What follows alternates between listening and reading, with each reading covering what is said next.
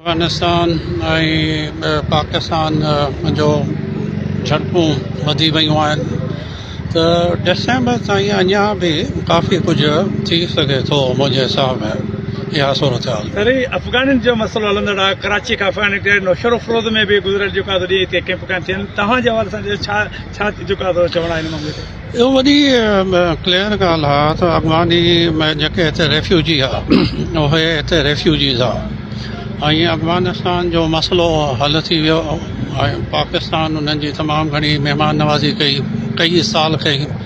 हाणे जॾहिं अफ़गानिस्तान जो मसइलो हल थी वियो आहे अफ़गानी असांजा भाउ आहिनि मुस्लमान आहिनि जॾहिं मुसीबत में आहे त हिते पाकिस्तान उनखे पनाह ॾिनी। हाणे मां सम्झां थो उन्हनि सभिनीनि खे पंहिंजे वतन वापसि वञणु खपे।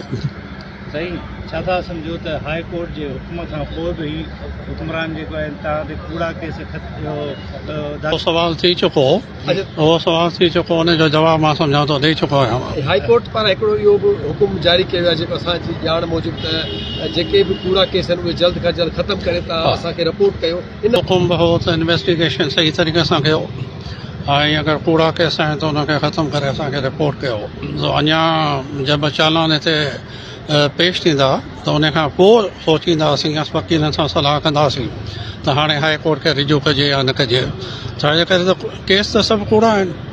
अगरि कुझु माण्हुनि जा नाला निकिरी सघनि था असांखे केसनि में त पोइ इन्वेस्टिगेशन खे असांजा नाला इहा सूरत हाल जेका आहे अॼोकी कोन्हे कई सालनि जी आहे।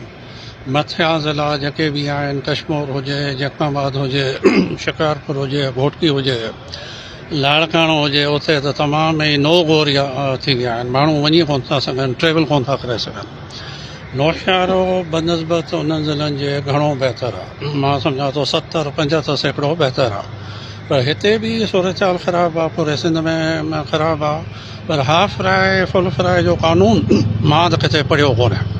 कहिड़े कानून जे तहत पियो थिए या मूंखे ख़बर कोन्हे।